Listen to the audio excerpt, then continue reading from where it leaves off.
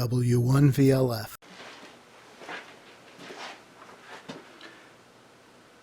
Hey everybody, my name is Paul, W1VLF, and welcome back to the lab. Christmas came early. Like a whole month or more early. Been hearing so much about this new radio by the AirSpy folks, and I have one. Which hand is it in? It's just a tiny little guy. Now, here's the AirSpy HF Plus, and I love this radio. I really do. I cherish this thing. And here comes this new radio. And I hear a lot of people talking about how great this is. So I said, geez, I wonder, you know, what this thing looks like. And a quick sort of sidebar. Let me cover up the name here. But this is how I got my start in SDRs. It's one of these little dongles. And I've talked to a number of people about these things, and a lot of guys they talk to say, well, you know, I tried SDRs, playing around with them, and one of these, and I just couldn't get it to work properly. I couldn't see the signals I wanted to see. It seemed like it was being overloaded by the AM broadcast, well, maybe FM broadcast band too. But it was always being overloaded, and so I wasn't really happy with this, and thank God I found other SDRs, because this was a real problem. So you can see how small this is, right? So then along comes this SDR Discovery, and darn it, it's not much bigger. And I said, oh no. They took this wonderful HF and squeezed it into this little box, and it must be lacking. Nothing could be farther from the truth. I love this radio. The noise floor, the front end is even quieter. Has only a single input. For a lot of guys, that's maybe not a problem. For me, I'll just put a switch in front of it to be able to bring different antenna systems in. So what today is about is we're gonna do one of my most favorite things to do with one of the SDRs. Okay, we're gonna use the Discovery for this. We'll also be using SDR Console, and I'll show you one of the neat features in there that I really like, and another piece of software called Radio Skypipe. And Radio Skypipe is kind of a graphing S-meter. Now it's about 10 o'clock in the morning, so HF propagation below, like say 3 megahertz is pretty much dried up.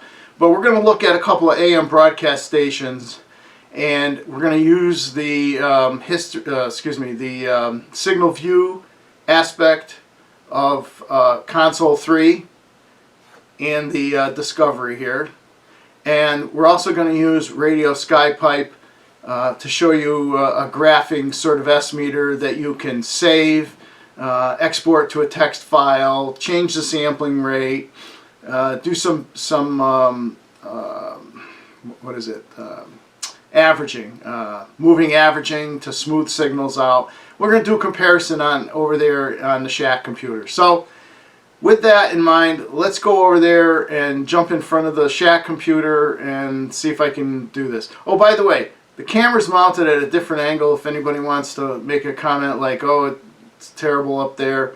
And so I'm looking at myself inverted, so it's a little bit weird. Anyway, let's head over to the shack computer and fire up, and we'll go from there.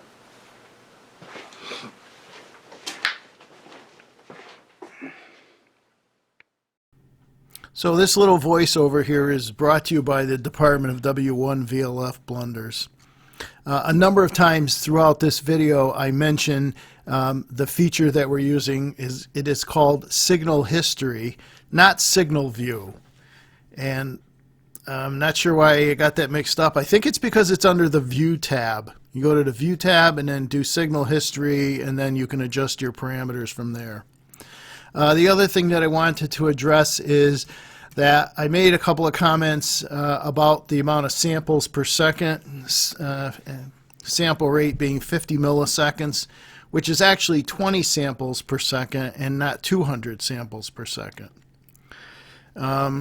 Still, if you take 20 samples per second and look at it times the 3,600 seconds in an hour, that's a 72,000 entry data points into the file. So if you did that if you were making a 10-hour run, that's an awful lot of data points.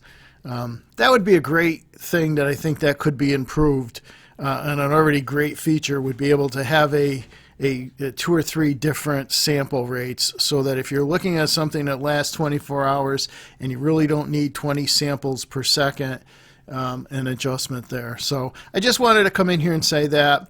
I'm sure there's other mistakes in there. Point them out if you find them, because like I say, this is just one big long stream of consciousness for me, and none of this stuff is scripted, and I make mistakes. Thanks a lot. Sorry about that, and back to the regularly scheduled video. Hey everybody, it's Paul again. We're back over at the Ham Shack computer now, and we're running the this morning we're running the AirSpy Discovery and a small loop antenna out in the North 40, if you want. Actually, not too far outside the window here. So what I want to show is a couple of these features in the SDR console, and you can see one of them running here right now. I'm going to fire up Skypipe here in a second and show you where to get it, but first what I want to do is I want to show you we're tuned to 1700 kilohertz. All right, so 1700 kilohertz, I happen to know, is WRCR. It's about 70 miles away from here. It's daytime, and there's not really a good reason. Certainly it's not ground wave, so there's no reason I should be hearing it on ground wave, but skywave. So there is propagation. It's 10:15 at frequencies even lower than 160 meters during the day. And you can see the amplitude moving up and down here on the really cool signal history graph that's available in Console 3. I'm going to bring up real quick. I'm going to start a graph here with this program called Skypipe. And no, I don't want to save the old data. And right now, until this graph makes it, this chart here makes it to the other end, you're going to see the same thing, but it won't be in time here. So give it 3 minutes, and while we're waiting for that to happen, we'll move over, and I'll show you a couple other things. So first of all, if you've never seen this site, Radio Locator, this is the coolest site in the world. So in the call sign area here, we're gonna dump in WRCR. We'll see where that is, see where I am, see how far away it is, take a look at what its daytime coverage is. So we click it into the call sign box, and it's in how do you say that, Rampao? I think some of this this information is outdated, but let's take a look at the daytime coverage map for this particular station. Okay. So the daytime coverage map makes it up to Danbury, maybe a little bit further than that, and these are the different contours. So let's take a look at what those contours mean, so we get an idea of why we're receiving this at 10:30 in the morning. So the red contour is local coverage. This, not very far from the transmitter, excellent signal. The purple ring is going to be you're not in the main contour of the antenna, but it's still a reasonable signal to listen to. And then the fringe area coverage, and if you look right here, learn how to control a mouse, I guess. Within this area, the signal will be very weak. You'll be able to receive the station if you have a good radio and a good antenna, but it's possible that interference from other stations prevent you from picking these up at all. So not only am I beyond that, but I'm probably double the distance away from that very, very fringe area. Let's go back again. Again, there's the daytime coverage map. And we'll go back to, this is the transmitter location. So Radio Locator has so many cool things about it. So we're going to look at where that transmitter is. It's going to take us to the Google map, and I'm going to do a measurement. Okay, so I'm going to go from here. We're going to measure the distance and squeeze it up a little bit more. And I'm in this area up here. You know, some people say, "Oh no, you shouldn't let anybody know where you are." Well, hell, all you have to do is look up my call sign in QRZ, and you know exactly where I am. So I'm up here in this area right here. So I click, and it's about almost 69 miles away. So way beyond what the normal daytime coverage would be. So how are we receiving that? Well, we're receiving it by Skywave. So let's just we'll close that. And we can also view the nighttime coverage map where you see they drop power and they go to omnidirectional pattern, probably to protect some other station.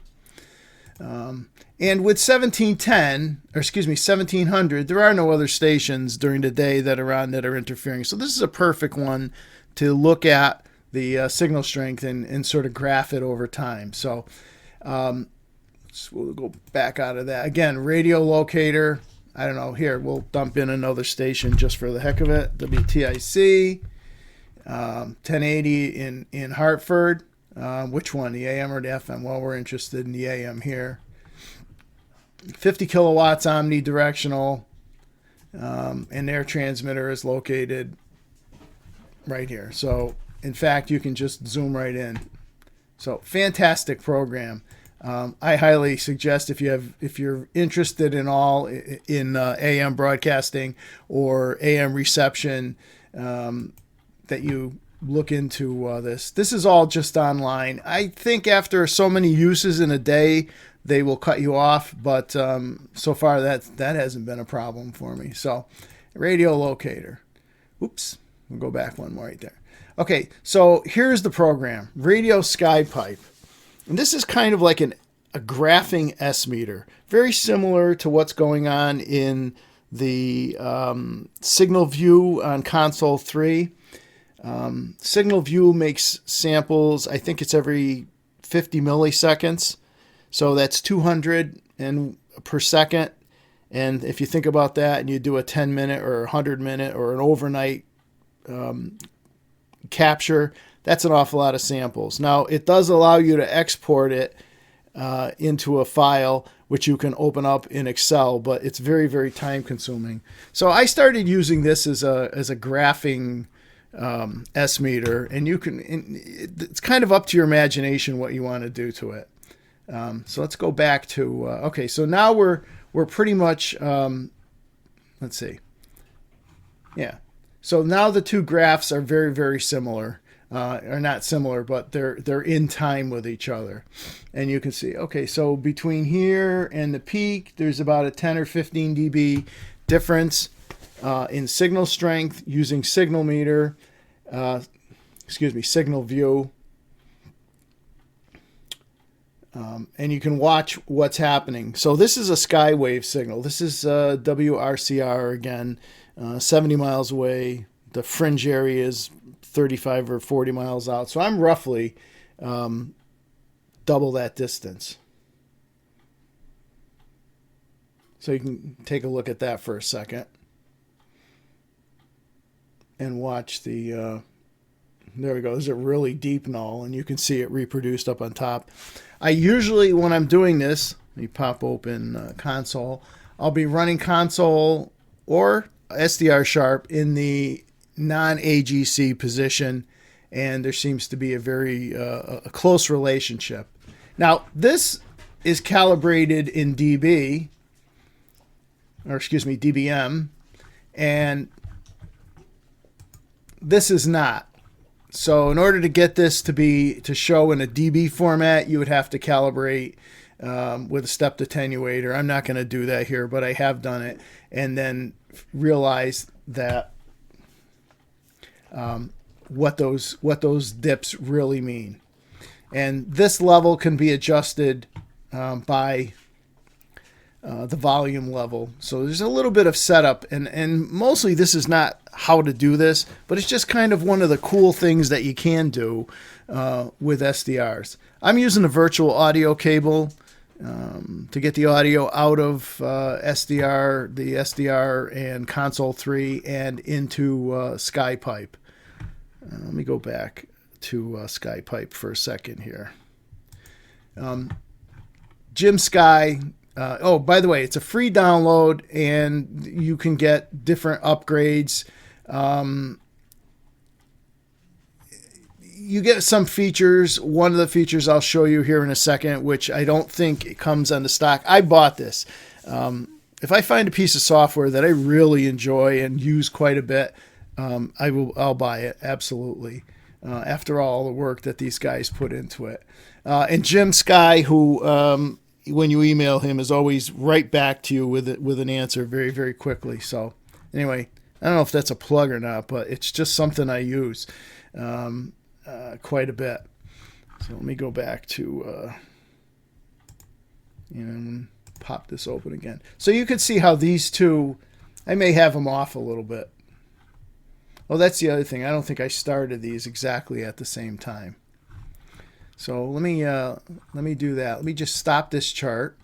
I don't want to save this, but here's all over time. So what is this from 1518 to 26? So what's that, like 6 or 8 minutes worth of time? One of the things you can also do is you can go into tools and you can go into smoothing, and you can do a moving average and clean up a lot of the really, really sharp, if you want to get an average over time of what's going on. Do I want to save that data? No, I don't. I've used this for 24 hours at a time, looking at a local broadcast station that's 13 miles from my house. Now, it's a 50 kilowatt during the day, and I don't know what it is at night. I guess we could look that up again with Radio Locator. But at 50 kilowatts during the day, this line, this graphing line here, is pretty much just a flat line. But when they reduce power at night, of course, this drops down, and then skywave takes place. So even at 13 miles away, skywave is just amazing, in the AM broadcast band. So this one's stalled right now because I've stopped it. If I want to start a new chart, I can do that. And now we have to wait again for it to catch up to be in sync with this other one. But these are really cool things that you can do. The other thing is, suppose you want to look at a couple different antennas. Well, I'm not sure if my east-west antenna provides a long-term benefit over the top of one direction versus the other, listening to a signal. It's nice to be able to look at this graph in time and see what's happening. And at this level, it's only an S2, S4. This is listenable. Oh, the other thing, let me go back to this again and bring up. The other thing is, I'm using a 50 hertz bandpass filter or CW filter. I'm in the CW mode, so basically all you're going to hear is a tone, which is why you don't hear the background audio from this. It's just a tone. It's a very narrow tone, so I get rid of any audio products that are on either side of this channel. I don't want those interfering with the sort of graphing S meter. So you could go out to 2 kilohertz, and I think it will still pretty much. Do you see that big drop right there? And it showed up right here. Let's go back down and pop this up again. Okay, so we have to wait another 30 seconds or so for it to get. But this was this. Suppose you want to try a vertical antenna versus horizontal antenna. One of the interesting things you could do with this is you can go look at CHU Canada on 3.330 and try your vertical versus your horizontal. Or look at one signal and then switch from vertical to horizontal quickly and come up with sort of an empirical average of over time which antenna is better. So we're getting close to the point where these two match.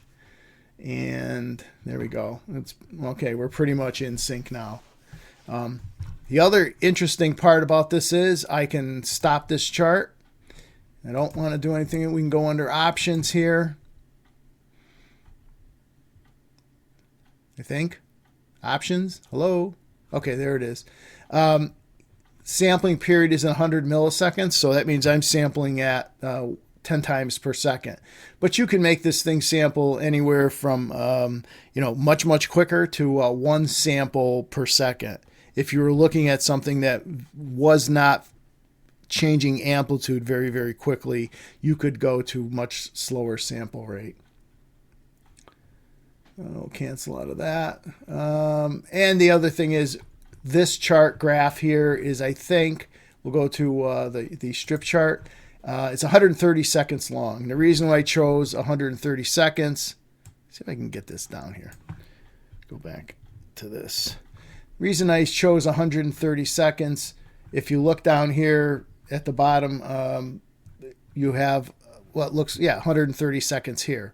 So now both charts are running pretty much at the same time, in synchronized with each other. So anyway, that's what I wanted to cover. I wanted to cover real quick radio locator. Excellent. Type in even some of the small FM translators are in there.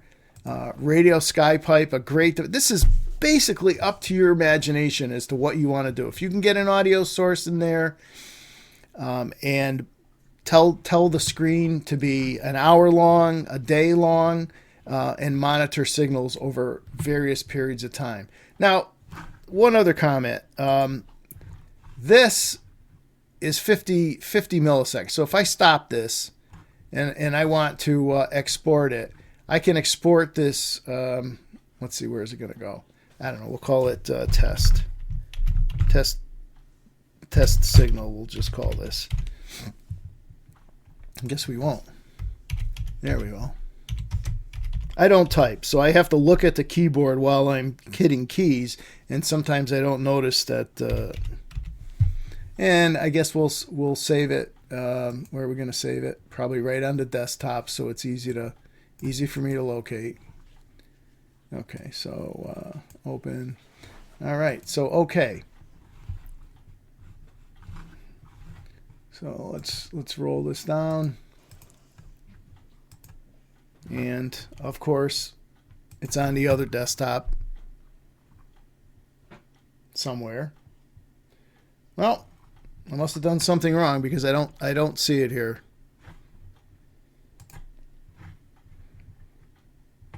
Well, I'm sure that's my fault.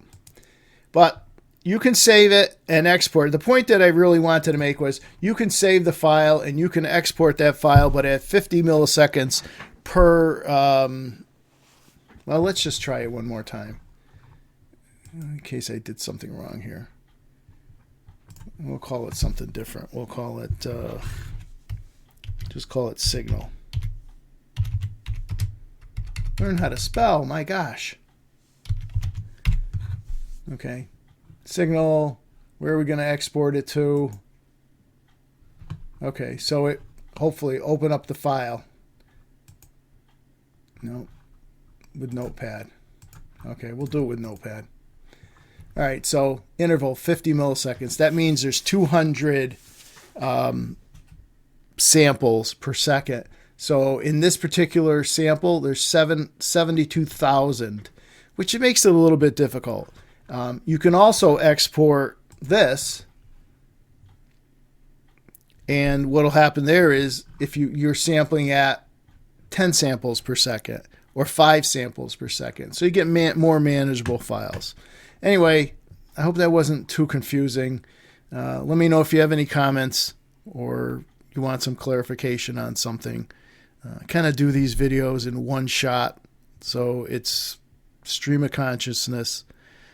Anyway, 73 from W1VLF at the Ham Shack. We'll see you later.